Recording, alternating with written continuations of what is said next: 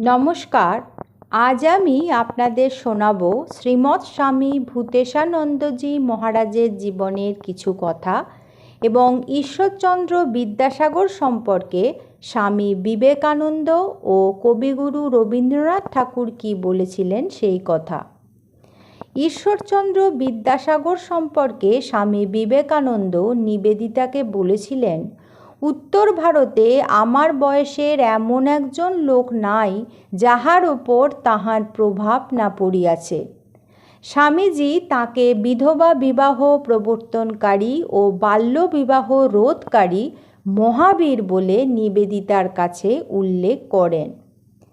কবিগুরু রবীন্দ্রনাথ ঠাকুর তাঁর সম্পর্কে লিখেছিলেন, বিদ্যাসাগরের জীবন বৃত্তান্ত আলোচনা করিয়া দেখিলে এই কথাটি বারংবার মনে উদয় হয় যে তিনি যে বাঙালি বড়লোক ছিলেন তাহা নহে, তিনি যে রীতিমতো হিন্দু ছিলেন তাহাও নহে, তিনি তাহা অপেক্ষাও অনেক বড় মাপের মানুষ ছিলেন। যথার্থ মানুষ বলতে যাকে বোঝায় তিনি ছিলেন তাই। বিদ্যাসাগরের জীবনীতে এই অনন্য সুলভ মনুষ্যত্বের প্রাচুর্যই সর্বোচ্চ গৌরবের বিষয়। তাহার সেই পর্বত প্রমাণ চরিত্র মাহাত্ম্যে তাহারই কৃত কীর্তিকেও খর্ব করিয়া রাখিয়াছে। এবার আমি আপনাদের ভাস্কর রায়ের লেখা থেকে স্বামী আত্মপ্রকাশানন্দের কথা বলবো। স্বামী আত্মপ্রকাশানন্দ পূর্বাশ্রমের নাম ছিল প্রিয়নাথ দাশগুপ্ত, ছিলেন আমার পিতামহের মামা। তাই স্বাভাবিকভাবেই ছোটবেলা থেকেই আমার পিতৃদেব স্বর্গত পীযূষকান্তি রায়ের কাছে তাঁর সম্পর্কে নানান ঘটনা শুনে এসেছি। দুঃসাহসী বিপ্লবী প্রিয়নাথ কিভাবে 1912 নাগাদ কোয়ালপাড়া আশ্রমে এসে মাতৃচরণে নিজেকে সমর্পণ করলেন সে এক বিস্ময়কর কাহিনী। পরবর্তী সময়ে তিনি সংঘের নানান গুরুত্বপূর্ণ কর্মকাণ্ডে যুক্ত হয়েছেন এবং অনেক বছর কাশী সেবাশ্রমের অধ্যক্ষ থাকার পর কিছুদিন বেলুর মঠের ম্যানেজার রূপেও কাজ করেছেন। অবশ্য তার আগেই তিনি রামকৃষ্ণ মঠের ওছি এবং রামকৃষ্ণ মিশনের পরিচালন পর্ষদের সদস্য ও কোষাধ্যক্ষ নির্বাচিত হয়েছিলেন। স্বামী আত্মপ্রকাশানন্দ ছিলেন স্বামী শারদানন্দজির আস্থাভাজন। 1920 সালের মার্চ মাসে শ্রী শ্রী মাকে শেষবারের মতো জয়রামবাটি থেকে বিষ্ণুপুর হয়ে কলকাতা নিয়ে আসার জন্য শরৎ মহারাজ তাঁকে পাঠান।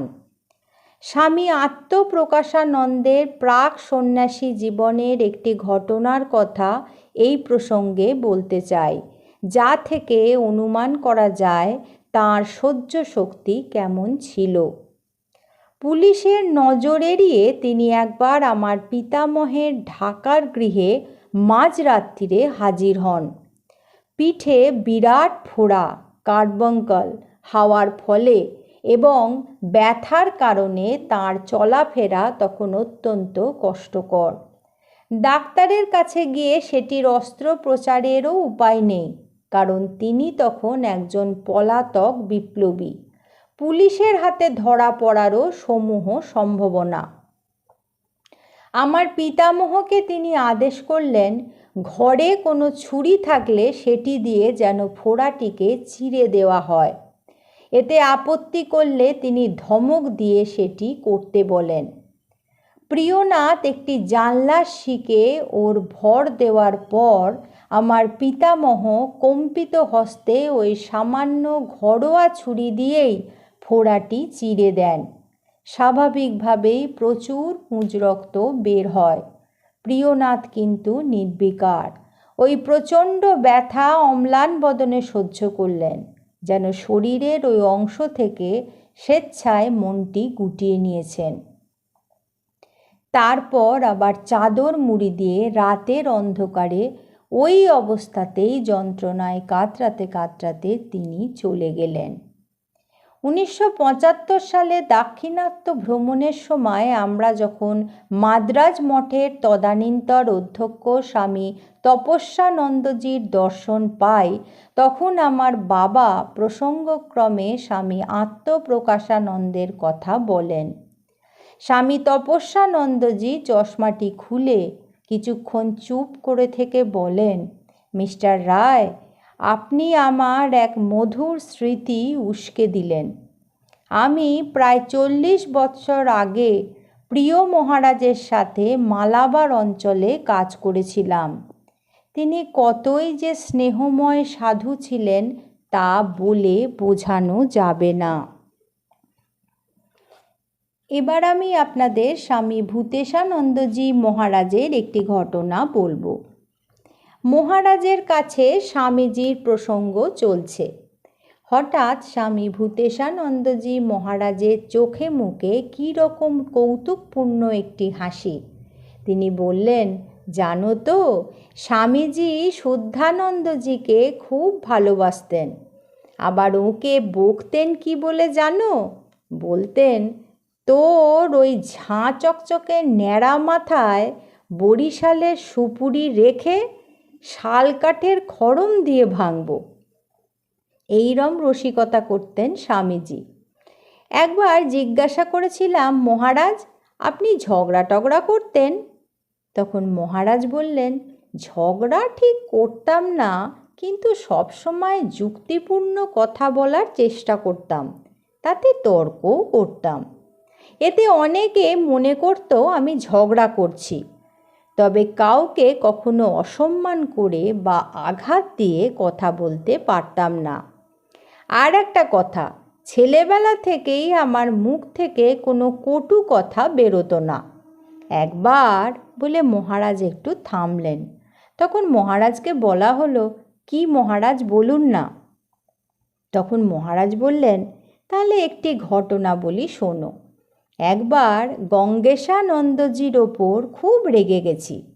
মনে আছে, রেগে গেলে বাচ্চারা যেমন অপরকে কি গালাগাল দেবে ভেবে না পেয়ে শেষে বলে, তুই ইট, তুই কাঠ ইত্যাদি, সেরকম একবার গঙ্গেশানন্দজি কি একটা বিষয়ে আমায় বারবার বকাবকি করে বলছেন, ওরকম কালো ভুঁতকা চেহারায় ওই রকমই বুদ্ধি হয়। আমার চেহারা নিয়ে যে যা বলতো আমি রাগ করতুম না। স্বামী ভূতেশানন্দজি মহারাজ বলছেন, কারণ আমি তো জানি আমি কুৎসিত কদাকার দেখতে, কিন্তু আমার বুদ্ধি নিয়ে কেউ কিছু বললে আমি সহ্য করতাম না। গঙ্গেশানন্দজি ওই কথা বারবার বলার পর শুনে আমার মনে মনে খুব রাগ হলো, ভেতরে ভেতরে ফুঁসছিলাম। আর একবার যেই বলেছেন, ওই রকম কালো ভুঁতকা চেহারায় ওই রকমই তো বুদ্ধি হয়, সঙ্গে সঙ্গে আমিও অভিমানের সুরে বলে উঠি, আমার তো আর ধনুকের মতো চেহারা নয়। মানে গঙ্গেশানন্দজির চেহারা অনেকটা ধনুকের মতো ছিল। এই কথা বলার পর মহারাজ হাসতে লাগলেন। আজ এই পর্যন্তই। পরবর্তী পর্বে আমি আপনাদের এই রকমই কিছু ঘটনা শোনাব। ঠাকুর মা স্বামীজি আর আমার গুরুদেবের চরণে আপনাদের সর্বাঙ্গীন মঙ্গল কামনা করি। আপনারা সকলে ভালো থাকুন, সুস্থ থাকুন। নমস্কার।